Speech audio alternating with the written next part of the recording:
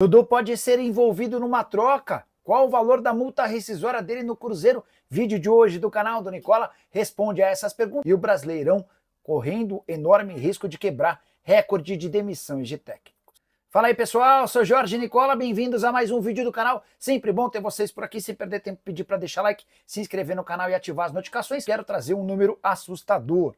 Campeonato Brasileiro de 2025 se credencia a estabelecer um novo recorde de trocas ou demissões de técnicos na história do futebol nacional. Já são 5 trocas em 6 rodadas. É importante lembrar que o recorde pertence ao Campeonato Brasileiro de 2010, com 30 trocas em 38 rodadas. A gente tem uma média próxima a um técnico demitido por rodada.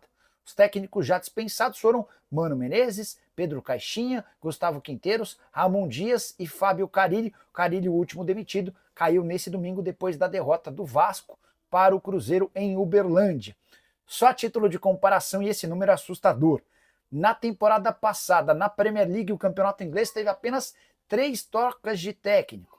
Na atual edição do futebol inglês, foram 7 trocas, ou seja, em apenas 6 rodadas a gente já tem um número próximo ao que a Premier League trocou em toda a atual temporada, restando poucos jogos para o campeonato inglês terminar.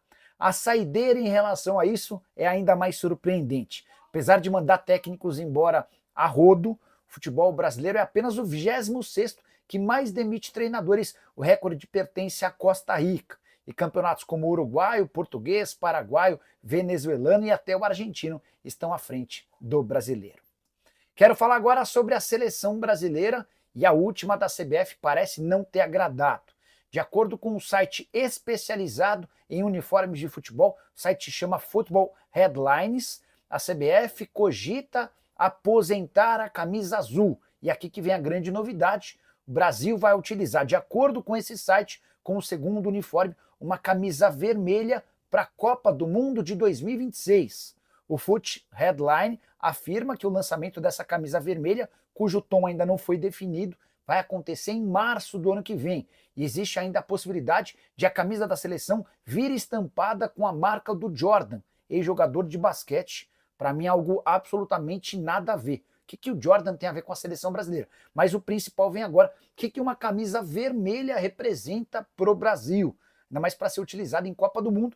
Vale a lembrança de que, se isso for adiante, vai ser a primeira vez que a seleção brasileira terá, numa Copa do Mundo, um uniforme sem qualquer referência de cor em relação à sua bandeira. Nicola, mas a CBF já teve um uniforme preto, é verdade, mas aquilo fez parte de uma campanha contra o racismo. Inclusive a camisa preta era bem bonita.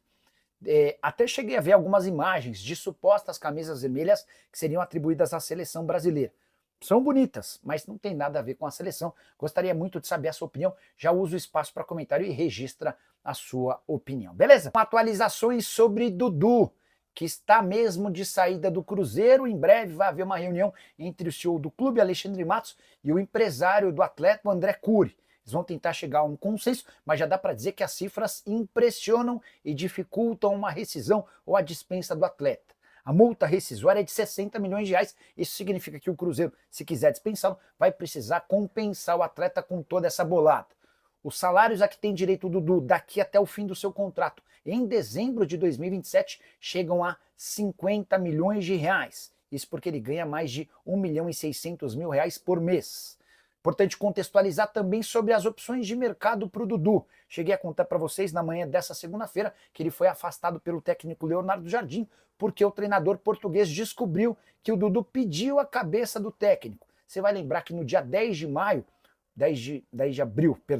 abril, dia seguinte à derrota para o Muxucruna, houve uma reunião de 5 atletas do Cruzeiro na sede da rede de supermercados do Pedrinho BH. Essa reunião aconteceu entre atletas e o dono da SAF do clube. E o Dudu, na oportunidade, pediu para que o técnico fosse mandado embora. A avaliação do Dudu é de que o Leonardo Jardim contribuiria pouco. O tempo passou, o Pedro Lourenço entendeu que o Leonardo Jardim é quem pode salvar o Cruzeiro do atual momento muito ruim, e a partir daí a notícia ou a informação de que o Dudu pediu a cabeça do Leonardo Jardim chegou ao técnico português, que disse que a partir daí não trabalha mais com o Dudu. Quero esclarecer também algumas especulações em relação ao Botafogo. Já houve a informação de que o Botafogo monitora a situação do Dudu, mas sem proposta ou algo do gênero.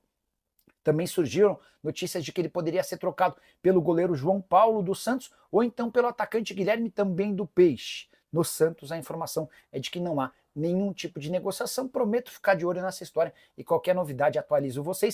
Quinta-feira o assunto é Copa do Brasil, em 9h30 da noite, Mineirão, Cruzeiro contra o Vila Nova. A partida de volta somente na segunda quinzena de maio, lá em Goiânia. A princípio, o jogo marcado para o Serra Dourada, que é um estádio maior, mas o Vila Nova pode mudar se quiser, ainda tem um tempo considerável. Acho que tudo vai depender do resultado no jogo de ida. A venda de ingressos está rolando, ingresso.cruzeiro.com.br. Quem sabe aí o Cruzeiro colocando um público na casa dos 30 mil torcedores. É feriado, muita gente obviamente vai viajar, muita gente também espera domingo, né? Porque tem Cruzeiro e Flamengo, é o Cruzeiro contra o líder da Série A do Campeonato Brasileiro, e aí é jogaço domingão à noite no Mineirão. A preparação do Cruzeiro será retomada na manhã desta terça-feira, 2 treinamentos nesta semana, ontem foi folga, e o Cruzeiro treina hoje pela manhã, amanhã à tarde, e aí o técnico Leonardo Jardim fecha a preparação. Ele que tem a volta de Fabrício Bruno, que cumpriu suspensão no Campeonato Brasileiro, está liberado para retornar ao time não só no domingo com o Flamengo, mas também nesta quinta-feira. Aí é jogo de Copa do Brasil. A expectativa quanto a Matheus Pereira. O jogador vem fazendo o tratamento, ontem esteve na toca, jogou ali no limite no domingo diante do Vasco. Não sei se será preservado na quinta-feira, pensando no domingo,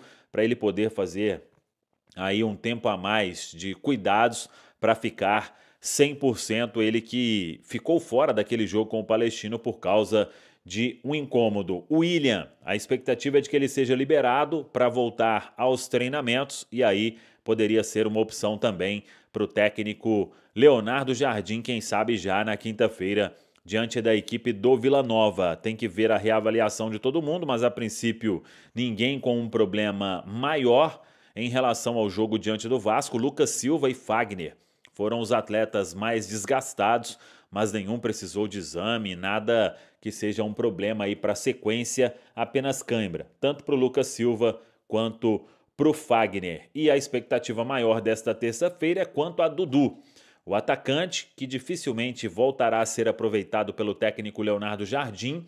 A diretoria do Cruzeiro vai intensificar aí os contatos com o staff do atacante e também com o próprio atacante Dudu, para tentar chegar em uma resolução do caso. Trouxemos ontem que o Cruzeiro não considera pagar a totalidade da multa. O Dudu tem contrato de 3 anos até o final de 2027. O ideal é encontrar aí um denominador comum para que tudo se resolva. O Cruzeiro quer evitar um grande prejuízo nesta história depois do que aconteceu e o afastamento do atleta desde o jogo diante da equipe do Vasco da Gama. Tá falado, pessoal?